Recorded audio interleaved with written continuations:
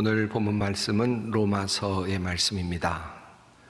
로마서는 바울이 쓴 서신 중에서 가장 긴 서신이고 또 가장 교리적으로 중요한 내용을 다루고 있는 그런 서신입니다. 보석 중에 보석이라고 알려져 있는 그런 서신입니다. 오늘 본문 말씀을 이해하기 위해서는 로마서의 배경을 조금 살펴보는 것이 좋을 것 같습니다. 로마서는 바울이 3차 전도 여행을 하는 동안에 쓴 그런 책으로, 그런 서신으로 알려져 있습니다.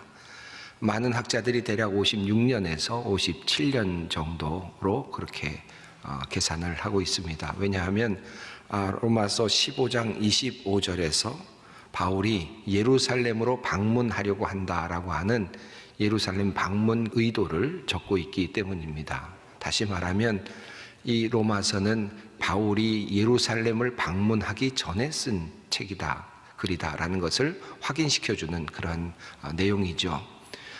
바울이 예루살렘을 방문한 해가 대략 57년 경으로 그렇게 이해하니까 대략 그렇게 계산이 나오겠습니다. 아마도 요즘 새벽 기도회를 같이 하는 분들은 이 사도행전을 함께 하시면서 이 바울의 전도 여행의 지도를 아마 보셨던 기억이 있을 것입니다. 조금 더 이해를 돕기 위해서 오늘 그 지도를 함께 보면서 한번 설명을 드리려고 합니다. 파란색으로 되어 있는 그 출발지가 있는데 거기에 보면 안디옥이라고 하는 곳이 있습니다. 그곳에서부터 바울이 전도 여행을 시작을 합니다. 그리고 고린도에까지 들어가게 되죠. 이 고린도에 들어가서는 약 한 3개월 정도 머물게 되는데 아마도 이때 이 바울이 이 고린도에서 로마서를 쓰지 않았을까, 그렇게 학자들은 추정을 합니다. 그리고 로마서를 다 쓴 후에 그리고 나서 다시 이제 왔던 길을 돌아서 다시 예루살렘으로 가는 그를 택하게 됩니다. 베레아를 지나고 그리고 데살로니가를 지나서 빌립보를 통해서 이제 배를 타고 드로아로 가고 그리고 아소라고 하는 곳에 와서 이제 배를 타고 그리고 여러 항구들을 통해서 이제 두로로 가게 되고 그리고 가이사랴를 통해서 예루살렘까지 들어가게 됩니다. 이것이 이제 바울의 3차 전도 선교 여행이고 예루살렘으로 들어가게 되는 바울의 그 행적을 보여주고 있는 내용입니다. 고린도서를 쓸 때만 하더라도 예루살렘에 방문할 것인가 라고 하는 계획에 대해서 바울은 정확하게 답을 달지 않았습니다. 고린도전서 16장을 보면 바울은 처음에 자기 자신이 합당하다면 예루살렘에 갈 생각이 있다라고 그렇게 표현을 하고 있는데, 그리고 나서 얼마 지나지 않아서 고린도에서 로마서를 쓸 때쯤에는 바울은 분명하게 자기 자신이 예루살렘으로 간다라고 그렇게 적고 있습니다. 이러한 변화는 첫 번째로는 예루살렘으로 가져갈 그 헌금을 모금한 마게도니아의 교회와 고린도 교회 교인들이 바울을 직접 예루살렘으로 가기를 원했다는 것을 의미할 수도 있겠고, 두 번째로 바울 자신이 스스로 심경의 변화가 생겨서 자신이 예루살렘으로 가야 되겠다라고 결심을 했음을 의미하기도 합니다. 그렇다면 바울은 왜 예루살렘으로 가기로 결정했을까라는 질문으로부터 한번 생각을 정리해 보고자 합니다. 왜 바울은 예루살렘으로 가기를 원했을까요? 사실 바울은 예루살렘으로 가는 것이 결코 쉬운 일이 아님을 알고 있었습니다. 바울이 마지막에 예루살렘으로 떠나기 전에 에베소에서 가까운 밀레도라고 하는 곳에서 에베소의 장로들을 만나게 되는데 그곳에서 이러한 이야기를 합니다. 보라, 이제 나는 성령에 매여 예루살렘으로 가는데 거기서 무슨 일을 당할지 알지 못하노라. 그리고 이어서 바울은 이렇게 이야기합니다. 오직 성령이 각성에서 내게 증언하여 결박과 환난이 나를 기다린다 하시나 내가 달려갈 길과 주 예수께 받은 사명 곧 하나님의 은혜의 복음을 증언하는 일을 마치려 하면은 나의 생명조차 조금도 귀한 것으로 여기지 아니하노라. 보라, 내가 여러분 중에 왕래하며 하나님 나라를 전파하였으나 이제는 여러분이 다 내 얼굴을 다시 보지 못할 줄 아노라. 바울은 마치 유언을 하듯이 그렇게 자신이 예루살렘에서 큰 환난을 당할 것이다 라는 사실을 말하면서 에베소의 장로들에게 이것이 마지막으로 보는 것이다 라고까지 이야기를 합니다. 바울은 예루살렘의 방문이 큰 위험이 있다는 사실을 잘 알고 있었습니다. 그럼에도 불구하고 바울은 예루살렘으로 가기를 원했습니다. 예루살렘으로 가는 도중에 여러 예언자들을 통하여서 또 제자들을 통하여서 만류하는 그런 움직임이 사도행전에 나타나고 있습니다. 두로에 도착했을 때 약 7일 동안 그곳에 머물렀는데 제자들이 찾아와서 바울에게 예루살렘 여행을 만류합니다. 사도행전 21장 4절 말씀입니다. 제자들을 찾아 거기서 이래를 머물더니 그 제자들이 성령의 감동으로 바울더러 예루살렘에 들어가지 말라 하더라. 그럼에도 불구하고 바울은 또다시 예루살렘을 향해 여행을 떠납니다. 배를 타고 다시 가이사랴에 도착했을 때 아가보라고 하는 선지자가 바울의 그 띠를 가져다가 자기의 수족을 잡아매고는 이렇게 예언합니다. 예루살렘의 유대인들이 이것의 주인, 다시 말하면 바울이죠. 이것의 주인을 이렇게 결박하여서 이방인에게 넘겨줄 것이다. 이렇게 보여주면서 예언을 합니다. 그럼에도 불구하고 바울은 꿈쩍도 하지 않습니다. 이 예언을 듣고 가이사랴에 있는 제자들과 많은 사람들이 바울에게 예루살렘으로 가지 말라고 권면했을 때조차도 바울은 그 결심을 꺾지 않았습니다. 그는 이렇게 말합니다. 바울이 대답하되 여러분이 어찌하여 울어 내 마음을 상하게 하느냐. 나는 주 예수의 이름을 위하여 결박당할 뿐 아니라 예루살렘에서 죽을 것도 각오하였노라 하니. 분명한 것은 바울은 예루살렘에 가면 고난이 있다는 것을 알았고 그리고 죽을 수도 있다라는 사실을 알았습니다. 그럼에도 불구하고 그는 예루살렘으로 가고자 했습니다. 자, 그렇다면 바울은 왜 그토록 예루살렘으로 가고자 했을까 하는 질문입니다. 박해와 고난이 있다는 사실을 계속해서 성령께서 보여주시는데 그럼에도 불구하고 바울은 예루살렘으로 가고자 합니다. 그 이유가 무엇일까요? 그 이유를 로마서에 있는 본문 속에서 찾을 수 있을 것 같습니다. 특별히 오늘 본문의 앞장인 로마서 9장은 이런 말씀으로 되어 있습니다. 내가 그리스도 안에서 참말을 하고 거짓말을 아니하노라. 나에게 큰 근심이 있는 것과 마음에 그치지 않는 고통이 있는 것을 내 양심이 성령 안에서 나와 더불어 증언하노니 나의 형제 곧 고륙의 친척을 위하여 내 자신이 저주를 받아 그리스도에게서 끊어질지라도 원하는 바로라. 그렇습니다. 바울은 지금 로마서 9장에서 자기 자신이 자기의 민족 유대인을 향하여 애끓는 마음이 있다는 사실을 숨기지 않고 있습니다. 그 자기 자신의 민족 유대인을 향한, 이스라엘 백성을 향한 근심이 있다고 그는 고백합니다.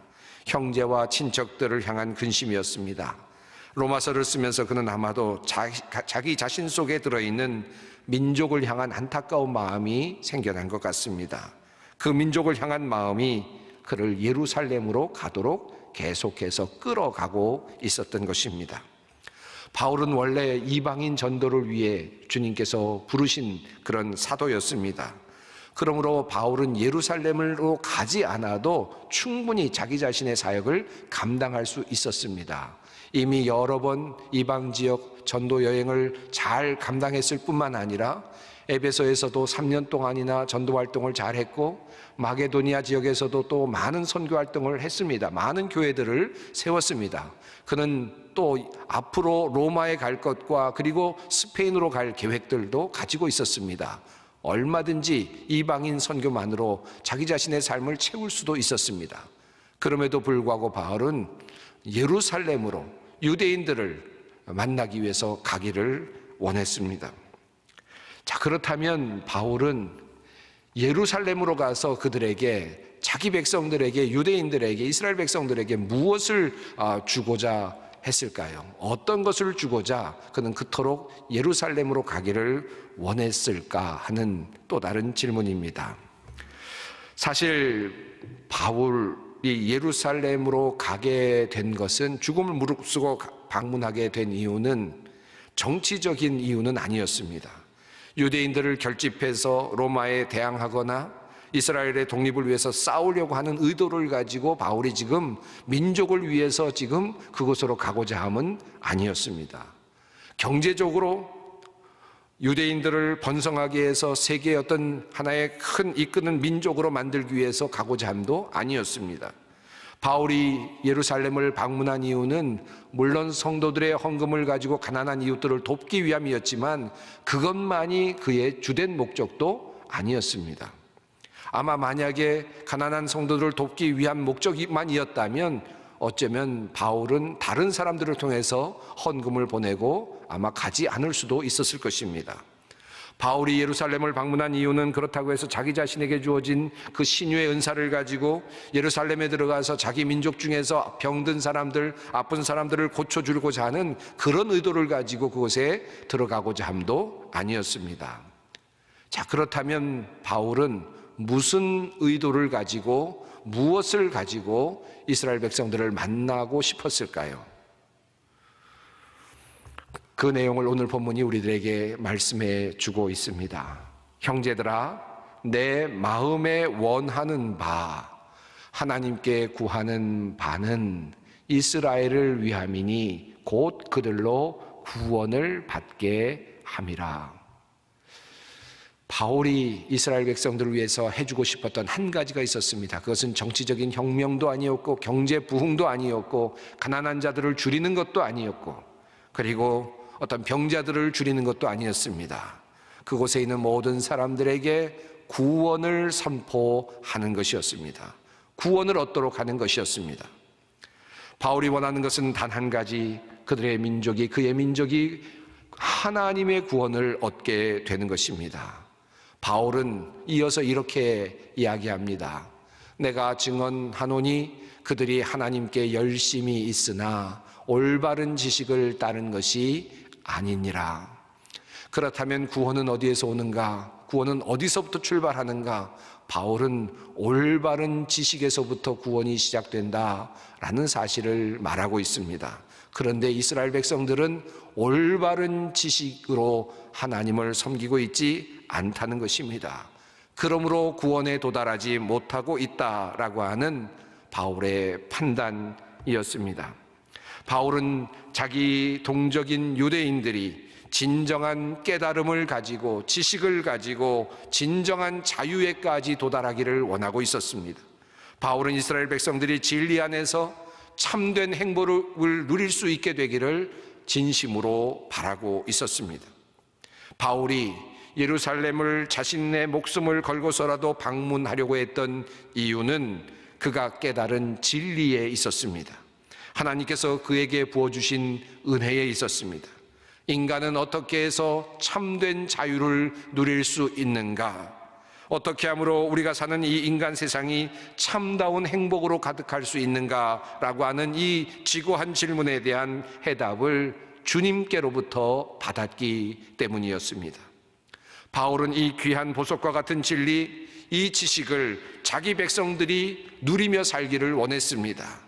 그 지혜로 민족이 구원을 얻기를 원하고 있었습니다. 그래서 목숨을 걸고 예루살렘으로 가기를 원하였고 이 진리를, 이 깨달음을 그의 백성들에게, 이스라엘 백성들에게 전하여 주기를 원했습니다.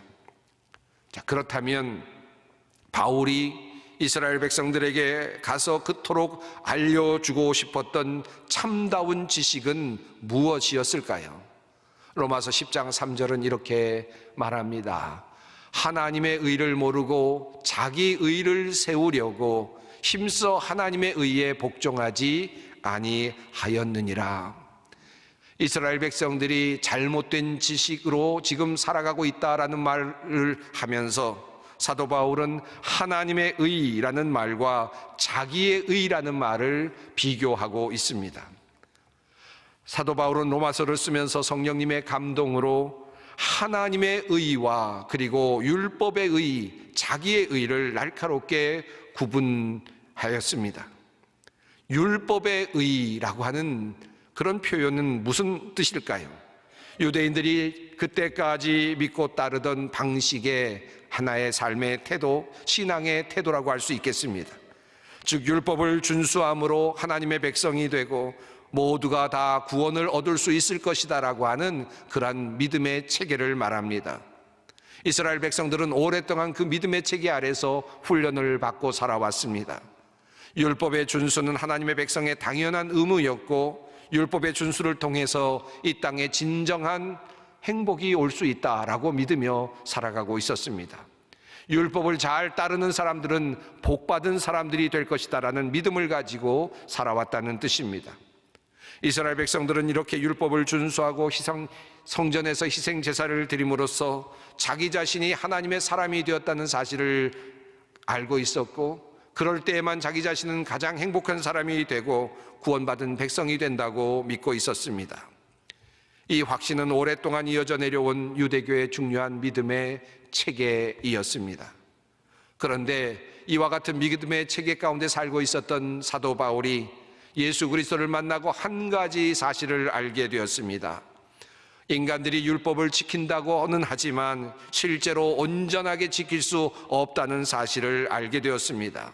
온 마음으로 율법을 지키는 사람도 없다는 사실도 알게 되었습니다. 그래서 로마서 3장에서 그는 시편을 인용하면서 의인은 없나니 하나도 없다라고 그렇게 선언합니다.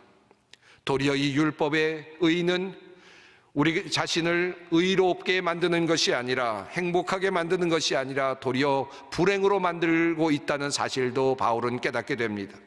사람들이 이 율법으로 다른 사람들을 도리어 정죄하는 일에 사용하고 사람들을 죽이는 일에 사용하고 있음을 깨닫게 된 것입니다. 자기 자신도 지키지 못하는 그 율법을 다른 사람들에게 들이대면서 그렇게 지키지 못하는 사람들을 정죄하고 있는 유대인들의 모습을 보게 된 것입니다. 또 다른 모습은 자기 자신이 그렇게 지킬 수 없음을 알기 때문에 율법을 지키는 척 그렇게 허세를 부리는 사람들이 많이 있음을 알게 된 것입니다. 외식자의 모습을 보게 된 것입니다. 그래서 율법의 의는 자기의 의이고 그리고 거짓을 만들어냅니다. 이미 예수님께서 이 세상에 오셔서 바리새인들과 서기관들을 책망하신 바로 그것이었습니다. 주님께서 말씀하셨습니다. 화 있을진저 외식하는 서기관들과 바리새인들이여, 잔과 대접의 겉은 깨끗이 하되 그 안에는 탐욕과 방탕으로 가득하게 하는도다. 바울은 이러한 의, 자기의 의, 율법의 의로는 인간이 진정한 행복에 도달할 수 없음을 알았습니다. 그는 그 사실을 다메섹으로 올라가던 그 자리에서 예수를 만나면서 깨닫게 되었습니다. 부활하신 주님을 만나면서 그는 알게 되었습니다. 그는 그때까지 율법에 충실한 사람이었습니다. 율법을 어기는 자들을 잡아들이는데 열성적이었던 사람이었습니다. 그리고 그 율법을 지키고 죄인을 정죄하기 위해 들어가던 다메섹에서 부활하신 예수를 만났습니다. 그런데 내 자신이 율법을 잘 지키고 있다고, 하나님의 사람으로서 살고 있다고, 복받을 일을 하고 있다고 생각하면서 살아가고 있던 그의 인생이 빛 가운데서 부활하신 예수님을 만나고 예수님의 음성을 듣습니다. 나는 내가 박해하는 예수라. 열심으로 율법을 따라가고 있었던 그가 예수님으로부터 들었던 소리는 박해하는 이라고 하는 소리였습니다. 참된 진리와 정반대 방향으로 치닫고 있었던 바울이 그 자리에서 멈추어 섰습니다. 그리고 회심을 하였습니다. 율법의 의가 우리를 구원할 수 없는 이유가 무엇입니까? 우리는 율법을 완전하게 지킬 수 없는 존재이기 때문입니다. 이 세상의 어느 누구도 하나님 앞에서 율법을 완전하게 지킬 수 없습니다. 사람 앞에서조차 완전하게 율법을 지켜낼 수 없습니다. 그러므로 율법의 의는 이렇게 정의할 수 있습니다. 율법의 의란 내가 완전하게 되어서 하나님 앞에 서겠다고 하는 교만한 태도이고, 율법의 의란 그러므로 완전하게 살지 못하는 사람들, 그들을 적어도 경멸하거나 정죄하며 살겠다고 하는 신앙의 태도라고 할 수 있습니다. 이러한 태도는 개인적으로는 자기 자신을 올가매어서 정신을 피폐하게 만들기도 하고 자신을 외식주의자로 그렇게 만들기도 합니다. 또한 사회적으로는 이러한 태도는 다른 이들을 정죄하고 사람들을 죽이는 모습으로 나타납니다. 오늘 우리는 3.1절 102주년을 맞으며 예배를 드리고 있습니다. 우리 믿음의 선배들이 그토록 원했던 것이 무엇일까요? 102년 전에 이 나라에서 태극기를 들고 나갔던 수많은 신앙의 선배들이 원했던 것이 무엇입니까? 참된 자유, 민족의 번영, 그것이 아니었겠습니까? 대한민국이라고 하는 그 이름만으로 그 자유는 주어지지 않습니다. 자유민주주의 체제라고 하는 것을 유지하는 것만으로 이 민족의 번영은 이루어지지 않습니다. 온 백성이 서로 용서하고 받아들이며 사랑으로 하나가 되는 참된 진리에 이를 때에만 이 나라는 진정 살만한 나라가 될 것이고 참된 자유가 있고 참된 번영이 있는 나라가 될 것입니다. 오늘 하나님은 자신의 고난과 죽음을 예상하면서도 동족에게 바른 지식을 전하여 민족의 살 길을 제시하고자 했던 바울처럼, 그리고 102년 전에 분연히 일어나 만세를 부르며 민족의 살 길을 찾아 나섰던 신앙의 선배들처럼 오늘의 현장에서 민족의 살 길을 어떻게 찾아 나갈 것인지를 우리들에게 주님은 묻고 계십니다. 이미 우리는 그 답을 주님을 통해서 듣고 알고 있습니다. 하나님의 의, 용서와 사랑과 희생의 길을 통해서만 우리는 진정 우리 민족을 번영의 길로 이끌어갈 수 있음을 우리 그리스도인들은 알고 있습니다. 바울이 그토록 자기 민족에게 가르쳐주고 싶어 했던 바로 그 율법의 의를 넘어서는 하나님의 의입니다. 바로 그것을 우리 주님은 오늘 우리에게 요청하십니다. 자신의 삶을 거는 바울처럼 이 하나님의 의를 들고 이 세상으로 나아가서 이 땅을 바꾸고 이 민족을 다시 새롭게 세우는 귀한 주님의 성도들이 되기를 간절히 바랍니다.